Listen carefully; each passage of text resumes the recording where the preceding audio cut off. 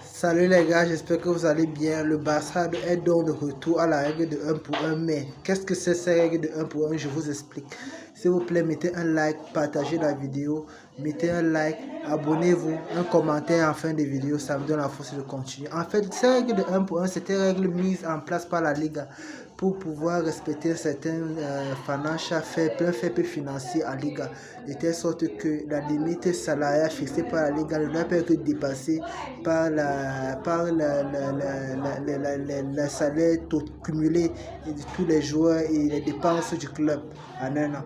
Donc, ce qui fait donc que ce Barça qui peinait depuis le Covid et la direction de Bartomeu à revenir à cette règle-là. En fait, cette règle stipule que pour pouvoir dépenser 1 euro, il faudrait que tu aies épargné 1 euro ou économiser 1 euro. Ça veut dire quoi?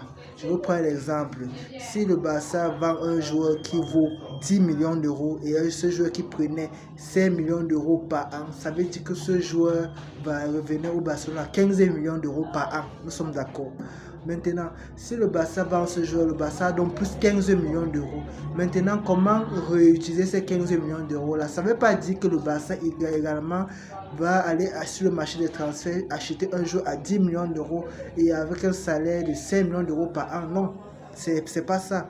En fait, nous savons que les frais de transfert sont repartis sur la durée de contrat. Ça veut dire quoi? Si c'est que le Barça part rechercher à acheter un joueur de 30 millions d'euros sur une période de 5 ans, en fait, chaque année, la Liga va considérer plutôt 30 millions divisé par 7, c'est-à-dire 6 millions d'euros par an. Donc ça veut dire que si Barça vend un joueur de 10 millions d'euros avec un salaire de 5 millions d'euros, ça fait 15 millions d'euros par an qui le prenait au Barça.